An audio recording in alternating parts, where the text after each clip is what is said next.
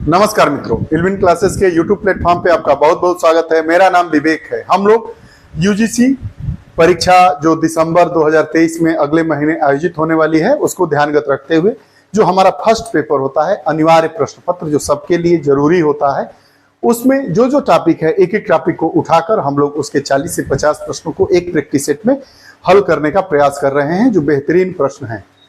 UGC net JRF दिसंबर 2023 paper first है संप्रेषण communication, practice set तीसरा है, 2 प्रैक्टिस सेट हो गए हैं। आइए कक्षा को प्रारंभ करते हैं। आज का हमारा पहला प्रश्न, एक व्यावसायिक संगठन में आंतरिक संप्रेषण है तो निम्नलिखित में से कौन सा साधन उपयोगी है। 2 प्रकार के प्रश्न पूछे जाते हैं, उपयोगी है, उपयोगी नहीं है। तो इसमें पूछ रहा है कौन सा उपयोगी है। तो टेलीफोन, रेडियो, टेलीविजन, टेलीप्रिंटर। तो हम जानते हैं कि एक व्यावसायिक संगठन में आंतरिक संप्रेषण हेतु कौन सा साधन उपयोगी है, तो टेलीफोन। दूसरा, लिखित संप्रेषण की प्रभावशीलता के लिए निम्नलिखित में से कौन सी बात सही नहीं है। 4 ऑप्शन है। संवाद की भाषा शुद्ध होनी चाहिए, संवाद में अलंकारों एवं विशेषणों का पर्याप्त प्रयोग करना चाहिए, संवाद का प्रत्येक शब्द उपयोगी होना चाहिए, चार्टों तथा उदाहरणों का प्रयोग किया जाना चाहिए। तो जो लिखित संप्रेषण की प्रभावशीलता है उसके लिए हमारी जो संवाद की भाषा है वह शुद्ध हो, उसका प्रत्येक शब्द उपयोगी हो, अनर्गल उसमें शब्द न हो, चार्टों और उदाहरणों का प्रयोग किया जाए। लेकिन उसकी क्या प्रभावशीलता के लिए सही बात नहीं है, तो संवाद में ज्यादा अलंकृत भाषाओं का प्रयोग नहीं करना चाहिए। अलंकार, किसी को सुशोभित करने वाले शब्द या ज्यादा विशेषण, इनका प्रयोग नहीं करना चाहिए। ऑप्शन बी हमारा इसमें सही है। एवं जटिल सूचनाओं के लिए कौन सा संप्रेषण है। विस्तृत एवं जटिल सूचनाओं के लिए कौन सा संप्रेषण है, लिखित, सांकेतिक, मौखिक, इनमें से सभी। तो जो विस्तृत और जटिल सूचनाएं हैं उसको मौखिक तो आप दे नहीं सकते हैं, भूल जाएंगे। संकेत में तो बताएंगे नहीं, सांकेतिक भाषा का तो प्रयोग कर नहीं सकते हैं। उसके लिए हमें लिखित संप्रेषण आवश्यक है। दूसरा, भावी संदर्भ दृष्टि से संप्रेषण कैसा होना चाहिए। भविष्य के लिए जो संप्रेषण होना चाहिए वह कैसा होना चाहिए, मौखिक, सांकेतिक, दृश्यगत, लिखित। तो जो भावी संदर्भ की दृष्टि से जो हमारा संप्रेषण हो वो कैसा हो, लिखित होना चाहिए। आगे, संदेश प्राप्तकर्ता की प्रतिक्रिया की तुरंत जानकारी है तो आवश्यक है कि संदेश लिखित हो, लिखित एवं मौखिक दोनों हो, मौखिक हो, सांकेतिक हो। तो संदेश प्राप्तकर्ता की प्रतिक्रिया की तुरंत जानकारी है तो आवश्यक है कि जो हमारा संदेश कैसा हो, मौखिक हो। तुरंत आप मुंह से बोले कोई काम कि ये काम कर दीजिए तो तुरंत प्रतिक्रिया देगा कि हाँ कर रहे हैं। लिख कर भेजेंगे तो उसका जवाब वह लिख कर देगा। इसलिए जो संदेश प्राप्तकर्ता के लिए प्रतिक्रिया की तुरंत जानकारी है तो आवश्यक है कि जो हमारा संदेश हो वो कैसा हो, मौखिक हो। संस्थाएं अपनी प्रगति की जानकारी कर्मियों को देने के लिए कौन सा संप्रेषण अपनाती है। कार्य का प्रपत्र, बुलेटिन, वार्षिक प्रतिवेदन, ज्ञापन पत्र। जो संस्थाएं हैं अपनी प्रगति रिपोर्ट कर्मियों को देने के लिए क्या करती है, बुलेटिन। बुलेटिन आता है, आप लोग देखे भी होंगे पेपर में। अंशधारियों, ऋण पत्रधारियों एवं सदस्यों को कंपनी के विकास गतिविधियों एवं आर्थिक स्थिति की जानकारी देने हेतु संप्रेषण का कौन सा साधन अपनाया जाता है। कार्यक्रम प्रपत्र, बुलेटिन, गृह पत्रिकाएं और वार्षिक प्रतिवेदन। तो ये वार्षिक प्रतिवेदन इसका ऑप्शन होगा।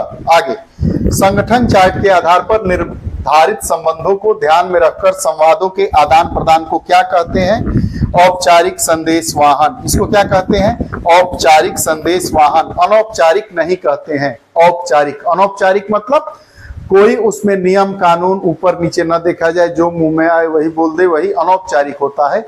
लेकिन औपचारिक क्या होता है, उसमें हम सभी औपचारिकताओं को, सभी नियमों को, सभी संदेशों को, सभी चीजों को ध्यानगत रखते हुए संप्रेषण करते हैं। गामी संप्रेषण में संवाद का प्रभाव प्रवाह कैसे होगा, नीचे से ऊपर, ऊपर से नीचे, क्षैतिज। तो इसमें जो अधोगामी संप्रेषण में संवाद का प्रवाह क्या होता है, नीचे से ऊपर की तरफ होता है। नीचे से ऊपर की तरफ मतलब कर्मचारी से अधिकारी के तरफ। अगला, संप्रेषण का प्राचीनतम प्रारूप क्या है, अधोगामी, समतल, ऊर्ध्वगामी, बहुआयामी। तो जो संप्रेषण का प्राचीनतम प्रारूप है ऊर्ध्वगामी मतलब ऊपर की तरफ जाता है संप्रेषण, यही संप्रेषण का प्राचीनतम प्रारूप है। अगला प्रश्न, अधोगामी संप्रेषण में भेजी जाने वाली सूचनाओं की प्रकृति कैसी होती है? सुझाव अथवा रिपोर्ट के रूप में, प्रगति प्रतिवेदन के रूप में, समाचार बुलेटिन के रूप में, आदेश निर्देश एवं सूचनाएं। इसका ऑप्शन डी होगा, आदेश निर्देश एवं सूचनाएं। संप्रेषण की प्रकृति क्या होती है? आदेशात्मक, सुझाव एवं प्रतिवेदन, सहयोगी एवं रचनात्मक। तो जो ऊर्ध्वगामी संप्रेषण होता है, तो उसकी प्रकृति आदेशात्मक होती है। और आगे अधोगामी का क्या होता है? सुझाव एवं प्रतिवेदन। आगे निम्नलिखित में से कौन सा साधन ऊर्ध्वगामी संप्रेषण से संबंधित नहीं है? कार्य प्रतिवेदन, संघ प्रकाशन, सुझाव पेटी, हस्त पुस्तकें। तो कौन सा साधन ऊर्ध्वगामी संप्रेषण से संबंधित नहीं है? प्रतिवेदन, संघ प्रकाशन और सुझाव पेटी, हस्त पुस्तकें। तो कार्य प्रतिवेदन जो है वो ऊर्ध्वगामी संप्रेषण से संबंधित नहीं है, बाकी सब संबंधित है, चाहे वो संघ प्रकाशन हो, चाहे सुझाव पेटी हो, चाहे हस्त पुस्तकें हो। समान स्तर के अधिकारियों के मध्य आपस में विचारों अथवा तथ्यों का आदान प्रदान होता है, तो उसे क्या कहते हैं? समतल, ऊर्ध्वगामी, अधोगामी, बहुआयामी। तो इसको हम क्या कहेंगे? बहुआयामी। जब दो समान पद वाले व्यक्ति बैठेंगे तो बहुआयामी बात होगी, एक ही बिंदुओं पर बात नहीं होगी, बहुत जिसके आयाम होंगे उस पर बात हो जाएगी। जैसे व्यवस्थाएं कैसे चली, किन किन व्यवस्थाओं को लाया जाए, खर्च कितना आएगा, कितने कर्मचारी हैं, कौन आ रहा है, कौन नहीं आ रहा है, इसको हम क्या कहते हैं? बहुआयामी संप्रेषण। आगे कंप्यूटर सहाय अनुदेशन विचार संप्रेषण होता है। इस कथन से कितने सहमत है? सरल विचार, अत्यंत ही कठिन विचार, सामान्य विचार और सभी प्रकार के विचार। तो कंप्यूटर सहाय अनुदेशन विचार जो होता है, वो संप्रेषण जो होता है वो अत्यंत कठिन ही विचार है, अत्यंत ही कठिन विचार है। प्रारंभिक चरण से संबंधित कुछ क्रियाओं का उल्लेख किया गया है। ऑप्शन दिए गए हैं, कौन सा सही है, कौन सा नहीं सही है। जो सही है उसको, जो सर्वाधिक उपयुक्त है वही हमारा उत्तर है। प्रस्तुत प्रकरण को भावी अधिवान से संबंध करना, ये सही है। प्रस्तुत प्रकरण को पूर्व पठित प्रकरण से संबंध करना, ये नहीं। छात्रों में रुचि जगाना है और उन्हें अभिप्रेरित करना है, ये भी सही है। पूर्व जानकारी को जांचना, ये भी सही है। विषय वस्तु संक्षेपण, ये इसकी बात नहीं हो रही है। तो व्याख्यान के प्रारंभिक चरण से संबंधित क्या क्या हमारी क्रियाएं होनी चाहिए? जब आप पढ़ाने जा रहे हैं, व्याख्यान देने जा रहे हैं, तो कौन सा चरण होना चाहिए? प्रथम, प्रस्तुत प्रकरण को भावी अधिवान से संबद्ध करना। जो प्रकरण आप कर रहे हैं, बात कर रहे हैं, जो बात कर रहे हैं, उसको हमें क्या भविष्य में बताना है, तुरंत आगे हम क्या पढ़ाने जा रहे हैं, क्या किस चीज पर व्याख्यान देने जा रहे हैं, उससे जोड़ना, वही बताना। उसके बाद छात्रों में रुचि जगाना और उन्हें अभिप्रेरित करना। जो हम बताने जा रहे हैं उससे छात्रों में कैसे रुचि पैदा होगी, उनको अभिप्रेरित करना जानने के लिए। और पूर्व जानकारी को जांचना और जांच लेना है कि जो विषय हम पढ़ाने जा रहे हैं उसमें क्या छात्रों को कुछ जानकारी है। ये तो हमारा ऑप्शन बी 1, 3 और 4 हमारा सही हो जाएगा। किसी व्याख्यान की प्रस्तुति शैली से संबंधित कुछ कौशल का उल्लेख किया गया है। कौन सा मेल सर्वाधिक उपयुक्त है उसको हम पढ़ेंगे। संप्रेषण वर्धक युक्तियों का प्रयोग, उद्दीपकों में विविधता, ये होना चाहिए। छात्रों का अभिप्रेरण, ये नहीं होना चाहिए। पहला ऑप्शन देखिए क्या है, संप्रेषण वर्धक युक्तियों का प्रयोग। दूसरा, उद्दीपकों की में विविधता, छात्रों का अभिप्रेरण, पूर्ण ज्ञान की जांच, प्रश्न ज्ञान की जांच। तो इसमें हम जब किसी व्याख्यान की प्रस्तुति शैली से संबंधित कौशल कौन कौन से होंगे, ये उद्दीपकों में विविधता, छात्रों का अभिप्रेरण 2 और 3, और प्रश्न ज्ञान की जांच, ये 2, 3, 5 जिसमें है वो हमारा ऑप्शन सही होगा। आगे, निरंतर आंतरिक परीक्षण में निम्नलिखित में से कौन सा लाभ सबसे अधिक महत्वपूर्ण है? इसके कारण छात्र पूरा वर्ष परिश्रम करते हैं, इससे अनुशासन बनाए रखने में सहायता मिलती है, इससे छात्र अध्यापकों का अधिक आदर करते हैं, इससे छात्रों को अधिकतम अंक प्राप्त होते हैं। तो जो निरंतर आंतरिक परीक्षण है उसमें कौन सा ऑप्शन हमारा सही है? पहला, इसके कारण छात्र पूरा वर्ष परिश्रम करते हैं। निम्नलिखित में से किस अध्यापक को आप सबसे अधिक पसंद करेंगे? 4 ऑप्शन है। वह अध्यापक जो श्यामपट्ट का बहुत ही कम प्रयोग करता है, वह अध्यापक जो चार्ट तथा मानचित्रों का प्रयोग करता है, वह अध्यापक जो फिल्म प्रोजेक्टर का श्यामपट्ट के साथ साथ उचित ढंग से प्रयोग करता है, वह अध्यापक जो चलचित्रों को केवल मजबूरी में प्रयोग करता है। तो इसमें सर्वश्रेष्ठ उपयुक्त हमारा उत्तर क्या होगा? वह अध्यापक जो फिल्म प्रोजेक्टर का श्यामपट्ट के साथ साथ उचित प्रयोग करता है। आगे SITE साइट, इसका क्या तात्पर्य है? इसका तात्पर्य है satellite instructional television experiment. Satellite instructional television experiment, इसका पूरा फॉर्म है साइट। अगर इस प्रकार का आता है ऐसे लिख के, तो एक एक शब्द को इंग्लिश में लिख लेंगे, आराम से आंसर हमें मिल जाएगा। किसी भी प्रभावी संप्रेषण प्रणाली में प्रतिपुष्टि प्रणाली का प्रयोग किया जाता है ताकि प्रक्रिया में आवश्यक उपांतरण किया जा सके, अंतर वस्तु के बारे में और ज्यादा समझा जा सके, प्रेषक के दोषों का पता लगाया जा सके, ग्राहक मतलब जो छात्र जो ग्रहण करते हैं के दोषों का पता लगाया जा सके। तो प्रभावी संप्रेषण प्रणाली में प्रतिपुष्टि प्रणाली का प्रयोग क्यों किया जाता है? कि जो हमारी प्रक्रिया में आवश्यक उपांतरण किया जा सके। आगे, निम्न कथनों में से कौन सा सही नहीं है? एक अच्छा संप्रेषक एक अच्छा शिक्षक नहीं हो सकता। एक अच्छा संप्रेषक अच्छा हास्य बोध रखता है। एक अच्छा संप्रेषक व्यापक अध्ययन वाला होता है। उपरोक्त में से कोई नहीं। तो जो एक अच्छा संप्रेषक होगा, जो अच्छा पढ़ाएगा, अच्छा व्याख्यान देगा, वो एक अच्छा टीचर होगा। तो ऑप्शन ए हमारा सही है, क्योंकि पूछा है कौन सा सही नहीं है, तो ये सही नहीं है। आगे, आपके छात्रों की ओर से सदैव यह शिकायत रहती है कि आप कक्षा में पढ़ाते समय जल्दी जल्दी बोलते हैं। इसका प्रमुख कारण क्या होता है? उपलब्ध समय कम है, आप में आत्मविश्वास की कमी है, छात्र आदी हो गए हैं, कह नहीं सकते। तो आपके छात्रों की ओर से अगर यह शिकायत की जाए कि आप जल्दी जल्दी बोलते हैं, तो इसका क्या है कि आप में आत्मविश्वास की कमी है। लंबे वाक्य तथा नकारात्मक भाषा विचार संप्रेषण को क्या बनाते हैं? अप्रभावी, कठिन, प्रभावी और सामान्य। जब लंबे वाक्य और नकारात्मक भाषा का प्रयोग करेंगे तो वह हमारे विचार संप्रेषण को क्या बनाएंगे? अप्रभावी बनाएंगे, कोई प्रभाव नहीं होगा।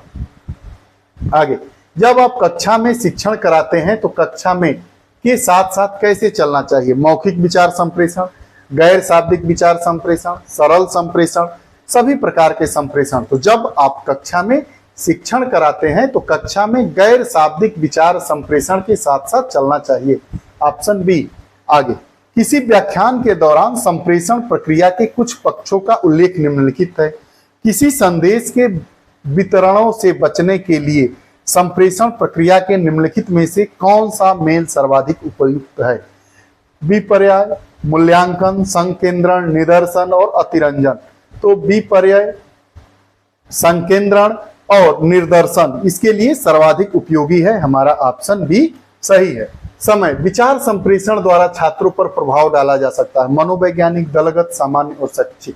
तो मनोवैज्ञानिक, शिक्षण के समय विचार संप्रेषण, मनोवैज्ञानिक विचार संप्रेषण के द्वारा छात्रों पर प्रभाव डाला जा सकता है। संप्रेषण को प्रभावी बनाने हेतु निम्नलिखित में से कौन सा कार्यक्रम अधिक प्रभावशाली होगा? टीवी का, प्रोजेक्टर का, शिक्षण विधि का, उपयुक्त में से सभी का। तो जो प्रोजेक्ट है उसका उपयोग सर्वाधिक होगा, प्रभावशाली। आगे, छात्रों में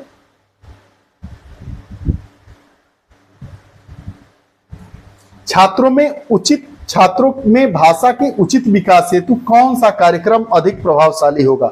कवि सम्मेलन, लेखक प्रतियोगिता, वाद विवाद प्रतियोगिता, भ्रमण कार्यक्रम। तो भाषा के उचित विकास हेतु हमें लिखना, जो लेखन प्रतियोगिता होती है, लेखन प्रतियोगिता में क्या होगा? उसके भाषागत व्याकरण संबंधित त्रुटियां भी दिख जाएंगी, उनका ज्ञान कितना है, वह किसी चीज के बारे में कितना, किसी विषय के बारे में कितनी गहराई से वो अध्ययन किए हैं, जानते हैं। तो छात्रों में जो भाषा के उचित विकास हेतु कौन सा कार्यक्रम? लेखन प्रतियोगिता आवश्यक है।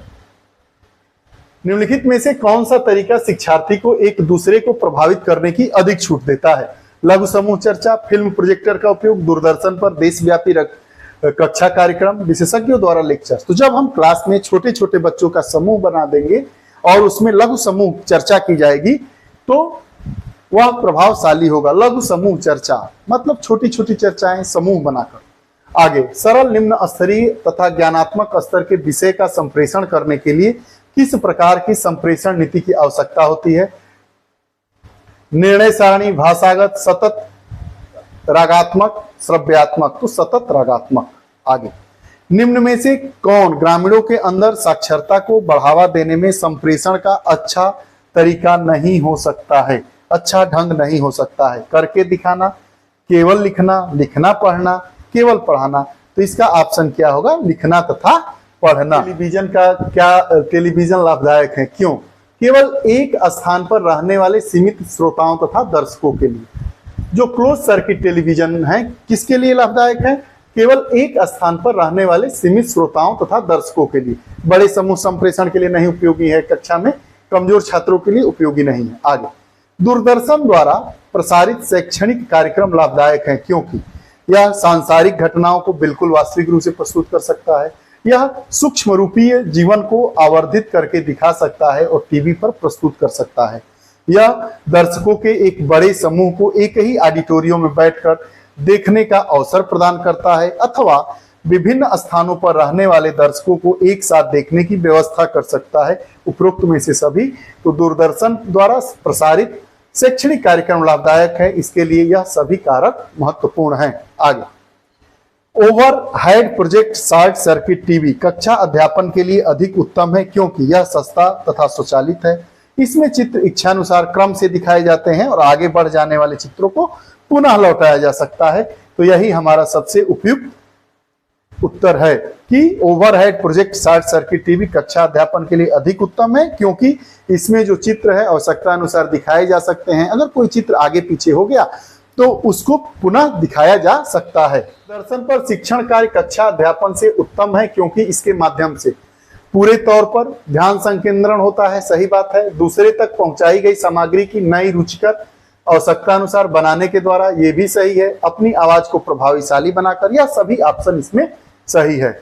श्रवण मतलब सुनना, जो कि संप्रेषण का सबसे महत्वपूर्ण पहलू है, सुधार में लाया जा सकता है पूरे तौर पर ध्यान संकेंद्रण द्वारा। दूसरे तक पहुंचाई गई सामग्री को नई रुचिकर तथा आवश्यकता अनुसार बनाने के द्वारा, अपनी आवाज को प्रभावशाली बनाकर, उपरोक्त सभी, ये भी इसमें भी तीनों ऑप्शन सही है। आगे, CHEER का क्या तात्पर्य है? CHEER का तात्पर्य है child health education electronic recording. Child health education electronic recording, cheer इसे कहते हैं, कई बार चीयर भी आया है इसका फुल फॉर्म लिखने के लिए। वैसे CHEER का तात्पर्य हमारा ऑप्शन भी सही है, child health education electronic recording. देखिए, छात्रों को निम्न में कौन सा ग्रुप कंप्यूटर आधारित शिक्षा कार्यक्रम सबसे अधिक लाभान्वित होता है? मंद बुद्धि का छोटा ग्रुप, मध्यम बुद्धि का बड़ा ग्रुप, विभिन्न बौद्धिक क्षमता रखने वाले ग्रुप, उपरोक्त सभी। तो इसमें सभी सही है, सभी सही। सुनना दुष्प्रभावित होता है आवश्यकता अनुसार एवं से अधिक सामग्री, तेज गति से बोलने से, बड़ा बहरापन होने से, जो कि शारीरिक समस्या है, उपरोक्त में सभी। इसका भी ऑप्शन क्या है? सुनना दुष्प्रभावित होता है, उपरोक्त में सभी, अर्थात यह तीनों ऑप्शन सही है। व्याख्यान विधि निम्नलिखित परिस्थिति में सर्वाधिक लाभकारी सिद्ध होती है। अनुशासनहीन कक्षा को आकृष्ट करने में, पाठ्यक्रम की सहायक विधि के रूप में तथा रुचि के विकास में, विषय वस्तु का संपूर्ण रूप से प्रस्तुत करने में, छात्रों को तथ्यपरक ज्ञान प्रदान करने में। तो जो व्याख्यान विधि है वह पाठ्यक्रम की सहायक विधि के रूप में तथा रुचि के विकास में सर्वाधिक लाभकारी सिद्ध होती है। माध्यमिक स्तर पर शिक्षण की व्याख्यान तकनीकी को निम्नलिखित के लिए सर्वोत्तम माना जाता है। 4 विकल्प दिए गए हैं। सामाजिक अध्ययन के शिक्षण हेतु, शिक्षण प्रदान करने हेतु, पाठ्यक्रम के पुनर्वहन हेतु, सूचनाओं के संप्रेषण हेतु जिन्हें अन्य माध्यमों से संप्रेषित किया जा सकता है। तो इसका ऑप्शन डी होगा। माध्यमिक स्तर पर शिक्षण की व्याख्यान की जो तकनीकी है उसको सूचनाओं के संप्रेषण हेतु जिन्हें अन्य माध्यमों से संप्रेषित किया जाता है के लिए सर्वोत्तम माना जाता है। आगे, संप्रेषण की प्रक्रिया का आवर्धन होता है परस्पर संबंध स्थापित करने के द्वारा, सुरक्षा तथा विकल्पों को चयन करने की स्वतंत्रता के द्वारा, आपस में बिना किसी दबाव के अनौपचारिक ढंग से मिलने के द्वारा। तो जो संप्रेषण की प्रक्रिया है का आवर्धन, यह तीनों विकल्प सही है, ऑप्शन डी। एक प्रभावी संसूचक के रूप में आप निम्नलिखित कदमों में से सबसे पहले किस पर विचार करेंगे? संप्रेषण के माध्यमों का चयन, मूल्यांकन प्रक्रिया की योजना बनाना, संप्रेषण के उद्देश्य निर्दिष्ट करना, संप्रेषण के लिए विभिन्न माध्यमों की पहचान करना। तो एक प्रभावी संसूचक के रूप में हम संप्रेषण के उद्देश्यों को निर्दिष्ट करेंगे। सबसे पहले निम्न सभी दूरदर्शन शिक्षा की सीमाएं हैं, केवल एक को छोड़कर। जो दूरदर्शन शिक्षा की सीमा नहीं है उसको बताना है। दूरदर्शन अध्याय एक निश्चित गति से आगे बढ़ते हैं, इस प्रकार वे छात्रों के व्यक्तिगत बौद्धिक स्तर को ध्यान में नहीं रख पाते।